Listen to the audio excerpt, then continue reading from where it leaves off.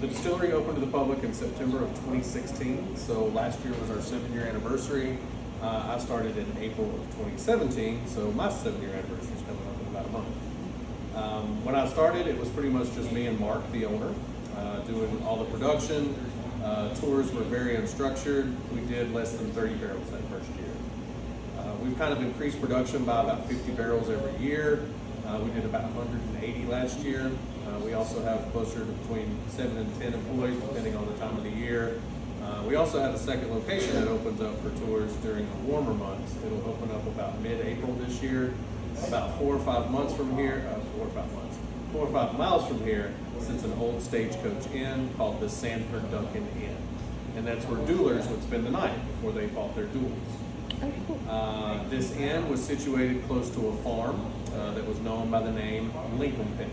So that's where the name of the bourbon comes from. The Dueling Grounds at Lincoln Pinch was home to over 40 documented duels. The majority of those duels were between lawyers and politicians, mostly out of Nashville. Now, unfortunately, not like we see in the movies, they weren't trying to kill each other. There was actually a code of dueling, which meant you were trying to injure or disarm the other person so that you won your case or your dispute. The most famous duel that we had here was in 1826, and that was between Sam Houston and William White. If you know anything about Texas history, it is that same Sam Houston that Houston, Texas is named after. Fort Sam, he was the president of Texas before it became part of the United States. But at this time, he was a state representative in Tennessee. He got challenged to a duel because he was trash-talking the Postmaster General appointee. Mainly because it was a political enemy of his friend, Andrew Jackson. The postmaster wanted to send a professional duelist. Houston refused, mainly because that man was not from Tennessee. So instead, the postmaster sent his friend William White. Thanks, guys. Thank you. Have a good day. Sent his friend William White. They chose to have it up here at the Dueling Grounds because of its proximity to Nashville, where he was a representative. Already kind of a famous place for hosting duels, and the fact that dueling was illegal pretty much everywhere. However, there was a plot of land between the states of Tennessee and Kentucky that was a contested area between the two. Neither state really had jurisdiction there, so it was kind of a no man's land. So people could come into this area and fight their duels without fear of prosecution. So Houston came and stayed at the Sanford Duncan Inn for a couple weeks before the duel was supposed to start. The pistols they used for the duels were identical. There's some replicas up there on the screen right now. They were kept at the inn. He wanted to go a little early so he could practice. He even fashioned his own bullets while he was there. The inn was also a tavern, so if anybody needed a little liquid courage before they step out to their duel, they could get one right there at the bar. Even Andrew Jackson spent the night there before he fought a duel on the Red River, which is just a few miles away from him. So lots of dueling in this area. So on the day of the duel, Houston and White took their spots. Houston got his shot off first, and he ended up shooting William White in the groin. White screamed out, "You've killed me." He didn't actually die for quite a few years, but I'm sure he felt like he was, or maybe wished he was in that moment.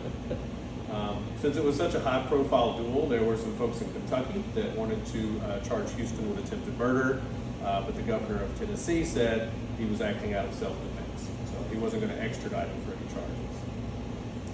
Now, the very last duel that we had that kind of ended all the duels was in 1827, just a year later. Attorney Calvin Smith shot and killed Attorney Robert Frank, and he was charged with murder in both states.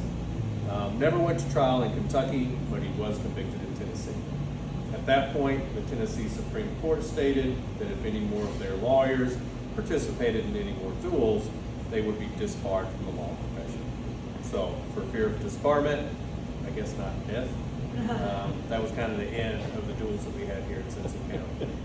Now, in Kentucky, there is a very rich history of dueling, especially between politicians, that you can still see its impact on the current Kentucky Constitution. If you are a government official or a public servant in the state of Kentucky, part of your oath for office still includes the affirmation that being a citizen of the state, I've never fought a duel with deadly weapons in or out of the state, sent or accepted a challenge for a duel or acted as a second. So they still have to say that to this day. And that's across the board, all the way from our governors down to police officers, firefighters, notaries, judge executives, attorneys, pretty much anyone employed by the state has to say that.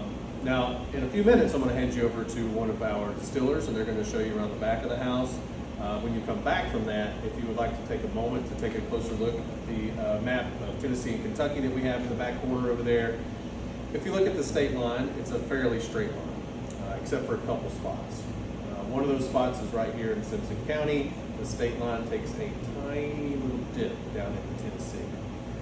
In that dip currently is Kentucky Downs and the Mint, which is a gaming center and horse track, and somewhere in that area is where that Dueling Grounds used to be. So if we imagine a straight line over that little dip, that little triangular area formed was that contested area at the border, which is now part of Kentucky.